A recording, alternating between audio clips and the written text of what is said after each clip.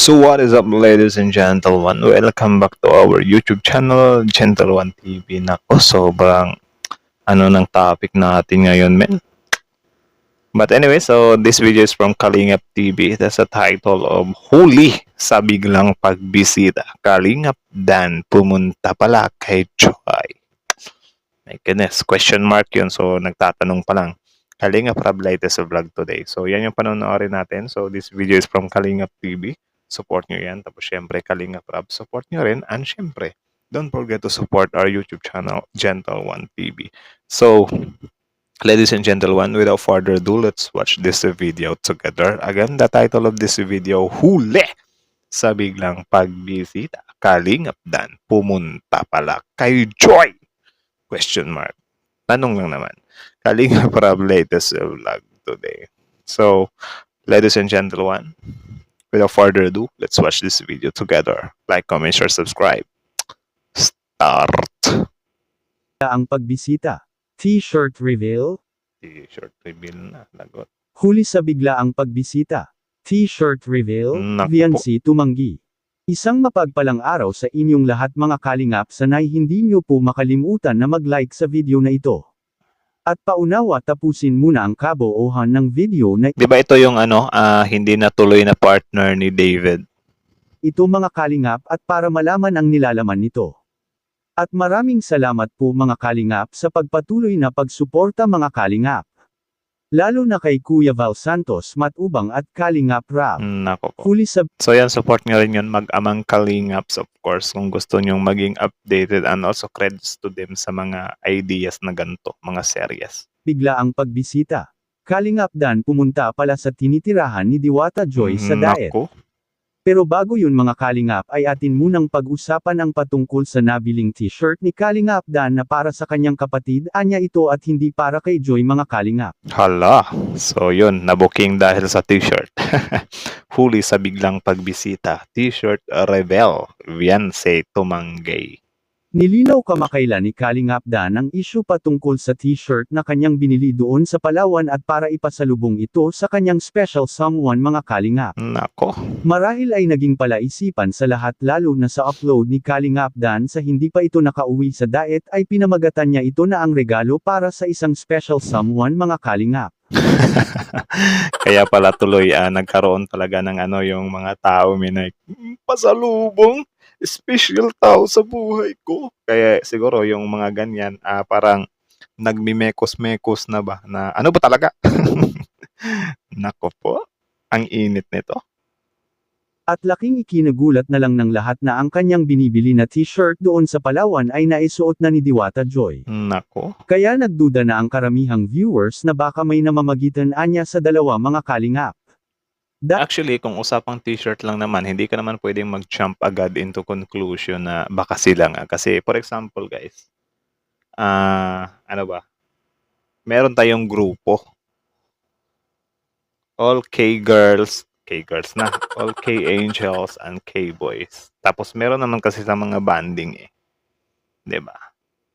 Siguro, yung damit na yan, or malay natin kung binigyan ni Kalingap Dan lahat ng K-angels or yung mga close niya sa K-angels, di ba? Huwag tayong mag-jump agad. But anyways, nasa sa inyo naman talaga yan kung ano talaga yung mga opinion nyo patungkol dyan. But syempre, huwag muna natin sila pangunahan, So, pakinggan muna natin yung mga sides nila. Dahil sa t-shirt na nakita nila na binili ni Kalingap Dan doon sa Palawan. At pinapamagatan pa ito na bibili siya ng regalo para Diyan sa siya kanyang naipit. special someone mga kalingap. Lahat naman tayo mga kalingap ay mayroon talagang mahahalagang tao sa ating paligid at unang-una na doon ay ang ating Well, ang sinabi niya lang naman ay special na tao sa buhay ko. 'Di ba? Hindi niya naman sinabing special someone kasi yung special someone, isa lang talaga 'yon. Pero kapag special na tao sa buhay ko, marami 'yun, of course. Tao eh. Pasalubong para sa special na tao sa buhay ko.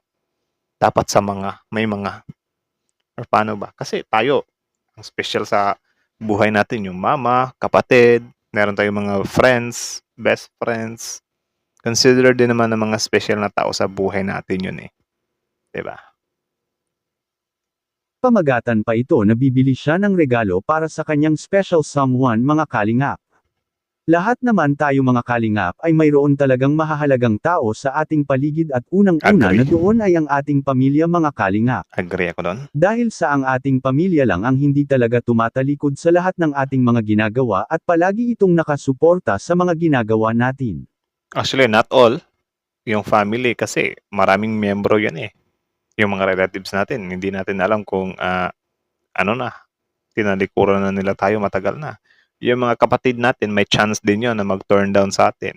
Para sa akin, ang pinaka hindi talaga tayo tatalikuran is yung mga mothers, yung mga moms.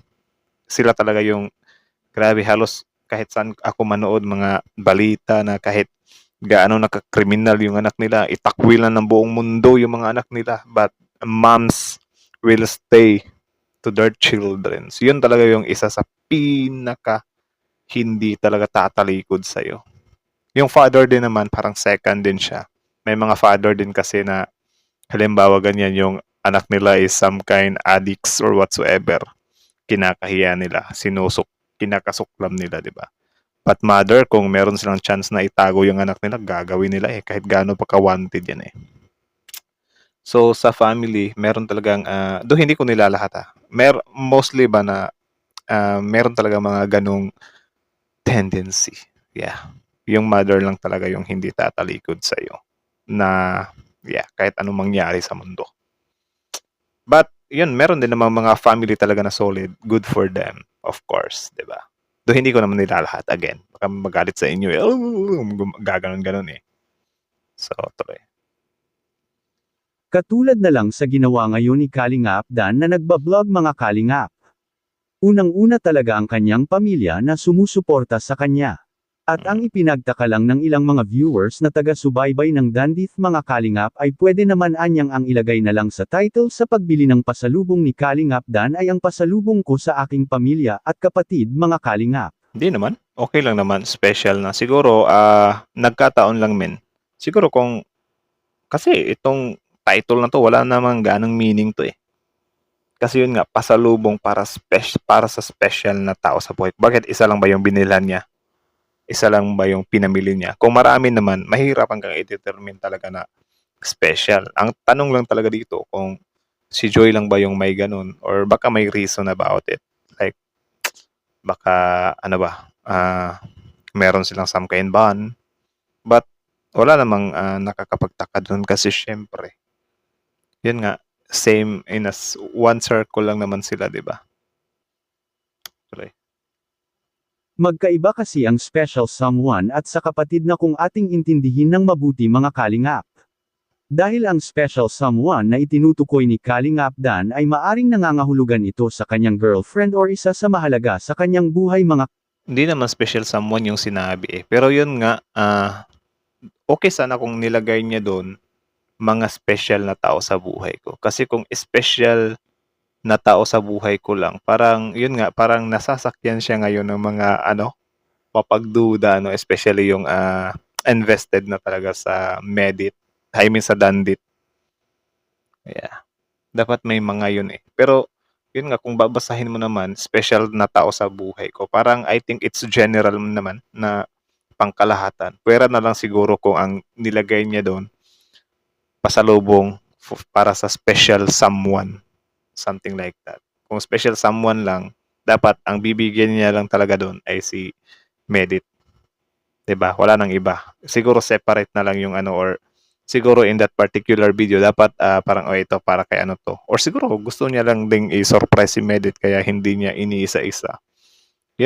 Baka yung t-shirt na yun is intended talaga for Joy but there's no meaning about it. It's just they have the same circle, 'di ba? Do you think so? I think it's a possibilities lang din naman. Kalingap. Kaya nag-akala ang ilan na si Diwata Joy ang special someone ni Kalingap Dan dahil sa nakita nila ang binili ni Kalingap Dan doon sa Palawan na si Diwata Joy ang nakasuot nito mga kalingap. Nako. Hindi naman natin masisisi si Diwata Joy mga kalingap kapag ganun dahil sa nagkataon lang naman anya na pareho sila ng binili at style ni VNC at Kalingap Dan mga kalingap. Aminado si Kalingap Dan na bilang love team ni Medeth ay hindi intensyon nito na masaktan si Medeth mga kalingap. Tama. At katunayan anya niyan ay sa lahat ng Kalingap Angels na napabilang na binigyan ni Kalingap Dan ng regalo ay si Medeth lang mga Kalingap at wala nang iba pa mga Kalingap. Mm. Ang hiling lang ni Kalingap Dan sa lahat ng taga-subaybay ng Dandith na sana anya ay hindi nabigyang kahulugan ang lahat at sanay mapasaya ang lahat sa ginagawa nila ngayon sa tambalan ng Dandith mga Kalingap. Tama. Tama. 'Di ba? Kasi sila lang naman talaga yung nakakaalam kung ano yung totoo eh. At hindi lang anya magpapadala at masyadong mag-e-expect sa mga mangyayari dahil baka anya masaktan lang ito kapag hindi ito natupad mga Kalingap. Nako po. May punto rin naman ito mga Kalingap dahil sa hindi natin alam sa totoong kalagayan nila at maaring may ibang gusto rin si Medeth bukod kay Kalingap Dan mga Kalingap. At samantala ang gusto ng karamihan na i-reveal na ang t-shirt na hawak-hawak anya ng kapatid ni Kalingap Dan at para matigil na ang naghihinala at Tapos, itong mga souvenir kasi ng mga t-shirts, men, marami namang kaparehas yan eh. Malay natin kung mga 1,000 pieces yung i-print ng ganyan sa Palawan kasi mga souvenir shirts to, di ba? Kaya paano mo masasabi na yan talaga yun, yung exact? Ewan ko. makita ng lahat na nagkaparehas lang talaga sila sa pagbili ng t-shirt ni Viancy mga Kalingap. Anong masasabi niyo po tungkol dito? Please comment and God bless you all. So yun, that's it na lang muna. So that's from Kalingap TV. Of course, before we leave, Kalingap TV support also Kalingap Rap. At mag-amang Kalingap Bal Santos Matubang support nyo rin. Tapos syempre, Gentle One TV. Don't forget to like, comment, share, subscribe our YouTube channel. So that's it. Grabe yung mga revelasyon yun. Mainit-init. Sobrang init. Nag-iinit. Nakakainit ng puwit. Nagra-rhyme eh, no? So, kita nyo naman yun about yun sa t-shirt reveal. But anyways, ang naano ko dito is yung yung tawag diyan, yung honesty ni hindi, parang ibang video ba yun? Nakalimutan ko na. Yung honesty ni Medeth na admitted nga siya na kaya nagsiselos siya doon kay Dan at kay Joy. But yun, yung sa t-shirt kasi, ano na lang talaga, paniwalaan na lang talaga natin kung ano yung sinabi talaga ni Kalingap Dan kasi siya lang naman talaga yung nakakaalam eh. Huwag natin na gaanong bigyan ng tawag dyan, malisya. Or, I don't know, may kanya-kanya naman talaga tayong opinion. Nasa sa inyo na lang din yan. So, comment down below your opinion. And then, yeah, let's talk about it in the comment section. But anyways, comment, ano ba? Basta, yun na yun. So, my goodness. Ang lalim. Saan ba dito yung part na si Biancy tumanggi? Parang na may mental block ko dun So again, that's it. Again, kayo na lang talaga bahalang humusga dyan. Kasi yun, ako, intay-intay lang talaga ako until kumpirmahin nila kung ano nga ba talaga yung mga nangyayari-yari dyan. Well, if ever na halimbawa, magbigay na sila ng statement na ganyan, ganito, ganyan, ganito. So be it. Yun na lang yung paniwalaan natin. Kasi minsan kasi guys, tayo na nanonood lang.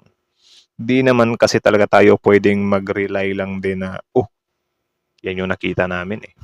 So kahit anong sabihin niya, hindi na kayo maniniwala kasi wala, pinanghahawakan nyo yung nakikita nyo eh. Which is wrong din yun minsan. Kasi minsan talaga, minsan nagkakamali din tayo sa mga nakikita natin eh. Dapat talaga, let's hear the other side and then if yun, goods naman yung mga explanation nila, if you think na convincing naman yung mga sinasabi nila, kapanipaniwala naman, then so be it. Di ba? Pakinggan natin yun and then, yeah, wag natin gaano seryosohin itong mga nangyayari dito. So, that's it na lang muna. Again, comment down your opinion below and then let's talk about it in the comment section. So, ladies and gentlemen, thank you so much for watching. Gentle One TV is out.